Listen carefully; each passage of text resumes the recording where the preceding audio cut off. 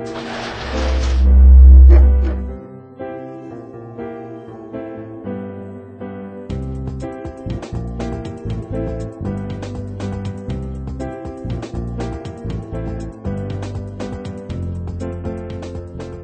like to thank everyone for coming out tonight. I'm Kurt Williams with the Utah Four-Wheel Drive Association. Obviously, we're here to discuss the Richfeild RMP process. Does everyone have a talking point sheet and a comment sheet? Okay, everyone's good to go. We'll start here. Each of these bullet points are items that are discussed in the talking point list that we've prepared for you here. And if any time you have a question, raise your hand. We'll kind of walk through it. I'll briefly introduce them all. Step one on your comment sheet, introduce yourself, who you are, what you like to do, what you drive. Say you like to go camping in the area, you like to four-wheel in the area. Expand on that. Second bullet, really important here, is choose an alternative. We're supporting Alternative B, which is the BLM preferred alternative. It's the best mix overall. However, we are suggesting that some changes be made and amended to Alternative B, and these are some of these following bullets that we'll discuss. The first one is the SRMAs. If you turn to page 2, it's the Special Recreation Management Areas. Basically what we're saying on this one is we agree with the SRMAs that they've put in Alternative B, and that we don't want any additional ones from C or D put in. If they were just to leave it as is, that would be great, but C and D have a lot of additions that we don't want. So it's okay to exclude some of the other alternatives. The next one is open areas. Currently, Alternative B has very few open areas. When I say open areas, this is OHV ride areas where you can drive wherever. Just think of sand dunes, think of just an open play area. We're suggesting that the open areas from Alternative A, which is a lot more generous in those, be amended to Alternative B so that there's a lot more areas for people to play in. SRPs, this is a big one here, very important. I'll underline that for you. Special recreation permits.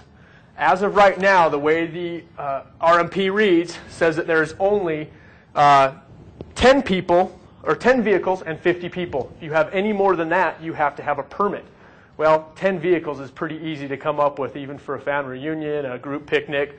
So we're suggesting, hence the I want, 25 vehicles and 50 people. That's a more reasonable trade-off. How many of you drive one person to a vehicle? If you have 10 vehicles, that's only 10 people get to go out in your group. Next one's going to be lands with wilderness characteristics. Again, as Alternative B is written, it's pretty decent. So what we're going to say is no to the C and D, land with wilderness characteristics. What those are is basically pseudo-wilderness. They treat the areas as wilderness. They manage it as wilderness without calling it actual wilderness or wilderness study areas. Areas of critical environmental concern, again, really outlined in your talking point bulletin. As set in Alternative B now, it's really decent. So again, just say, I don't like the C and D, AC, ECs. You're okay to use these acronyms. That's the BLM set acronym, so feel free to write them in your comment. Next is WSA management. There are existing trails that border and or enter wilderness study areas that are currently open. They were what you call cherry-stemmed or border trails to wilderness study areas that are proposed to be closed, mostly under C and D, but there may be a few in Alternative B even. It's kind of hard to see on the maps. The suggested verbiage would just be say leave any existing open roads in WSA areas open. They're good access points to wilderness for hiking, etc. Motorized access to campsites. The way they've written it into Alternative B is that you can access a spur trail or to a campsite that's within 150 feet of the road.